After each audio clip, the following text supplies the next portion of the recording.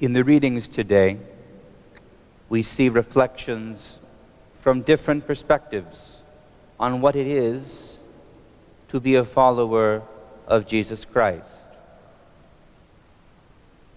We speak frequently and loosely of being religious people, of being part of the Christian religion, which is to say, this religion, not that one or the other, because we know there are many religions. What we don't often think of, what we don't often consider, is what this word means. Now, it has a certain technical, literal definition in the Latin that is its origin. Religion, religio, is a Latin word. But what we mean by it is not that far from that technical definition. Religion is what is being spoken of in both the epistle and the gospel. It is what binds us, what keeps us under restraint, on the one hand, so we can think of it as that list of rules that we are constrained by in our lives. The other aspect that we don't often think of is that religion binds God to us. We think of it in terms of a contract. If I do this, then God has to do that. And if God does that, then I suppose I have to do this.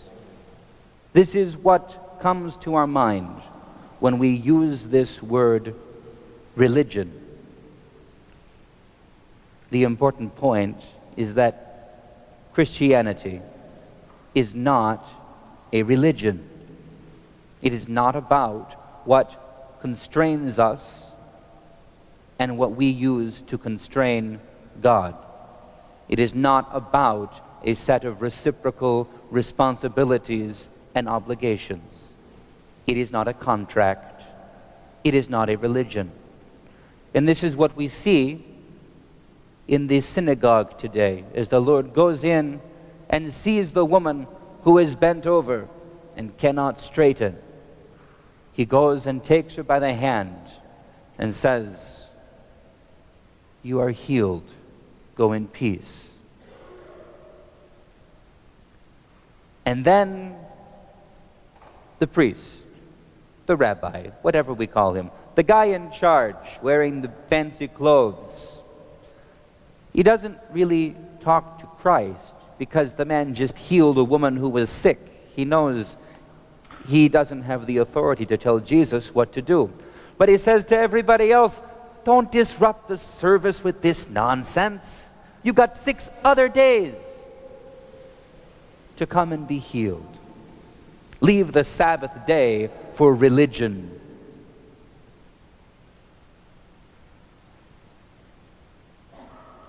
But this is not what it is for.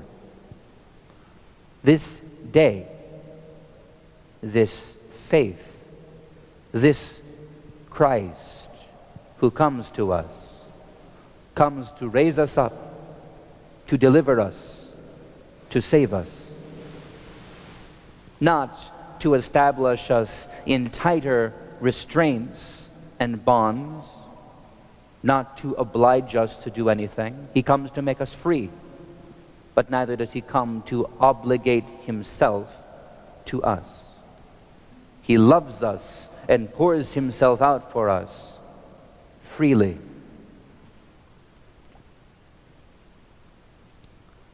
All of this is relevant because now that we have left Thanksgiving behind us, we are entered upon this season of the Nativity fast with no more interruptions until the day of the feast itself.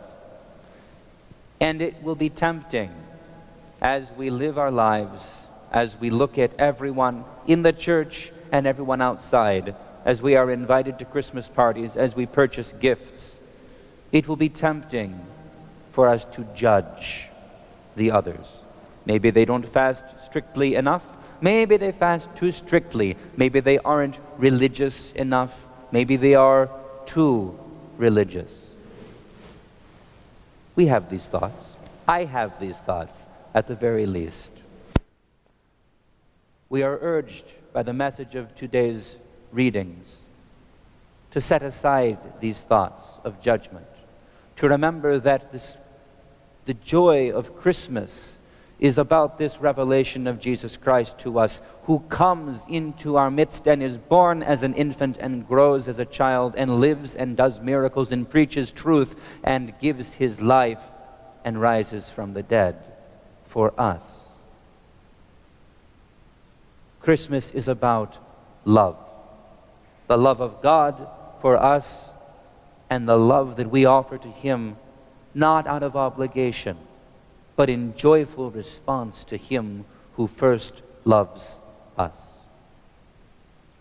So Christianity is not a religion, and we should not judge others for their religiousness, whether it is too much or too little.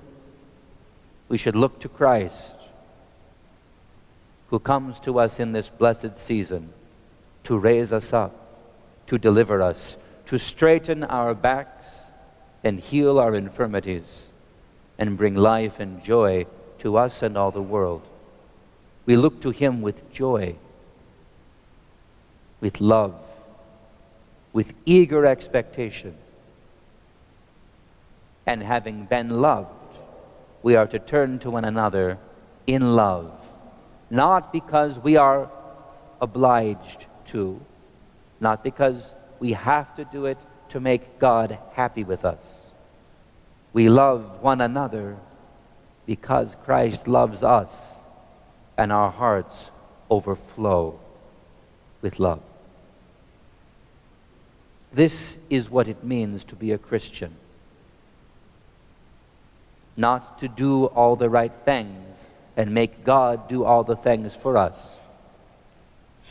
A Christian is one who is loved by God and who loves. And in this season of Christmas, may we not forget it. Please stand and we will continue the liturgy.